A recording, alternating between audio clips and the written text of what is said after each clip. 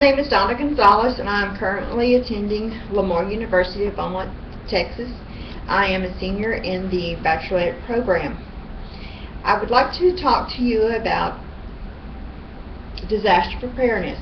Before we begin, I'd like to have a pretest. It's just 5 questions, true, yes and no answers. We can do this out loud. The first question is, have you ever completed a disaster plan before? Second, are you prepared for a disaster if one comes tomorrow? Third, if you have to evacuate, can you bring your pet with you? 4, is it free to stay in a shelter or do you have to pay? 5, is 211 the number to call for assistance in evacuation? Hurricanes Katrina and Rita remind us that our personal emergency readiness needs to be a priority for everyone.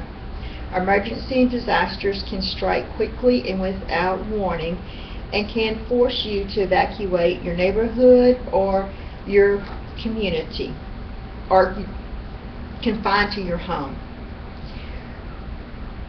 We live in a rural community which is not considered a flood zone for hurricanes. However, we are at risk for strong winds, twisters, and tornadoes and heavy rains. Tornadoes and twisters are just as dangerous as a hurricane, so safety needs to be our number one goal. My topic is disaster and preparedness for senior citizens in rural areas.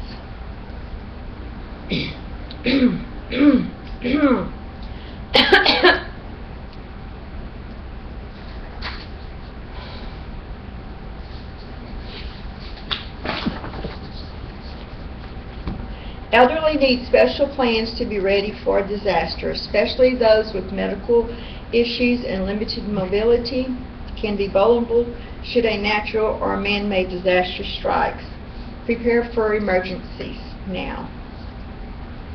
Older adults refers to adult population whose age is over 60 years of age. Seniors, retirees, frail elderly refers to the older adults who have serious and chronic health problems. My first objective is the elderly will be informed on how to construct an emergency supply kit before a disaster occurs. The elderly will prepare for 2 plans, one to stay at home and one to evacuate. Third, the elderly will know the importance to stay informed and know what types of emergency are likely to affect their region. To be prepared for disaster, all it takes is 3 steps. 1, to make a kit, 2, to have a plan, and 3, to be formed. By planning ahead, you can avoid waiting in long lines for critical supplies such as water and batteries. We live in a rural community. We have a small grocery store, and I remember for Katrina and Rita, we ran out of supplies really fast, and some of the elderly, they don't want to go to Beaumont to buy supplies. So if you buy it early and keep it on hand, you're not rushing the last minute. I like to think about making an emergency kit like making a grocery list. Number 1 is water, 1 gallon per person. If you're going to stay at home, you need at least 2 weeks of water supply. If you're going to evacuate, at least a 3-day supply. Food.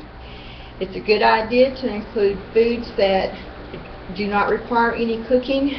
Canned and dried foods, you need a 3-day supply of that also for if you're going to be evacuating, and 2-week supply for at home. If you have a heart condition and high blood pressure, you need to watch the ingredients on the canned foods because they're loaded with salt, especially for a dialysis patient. That could be very critical.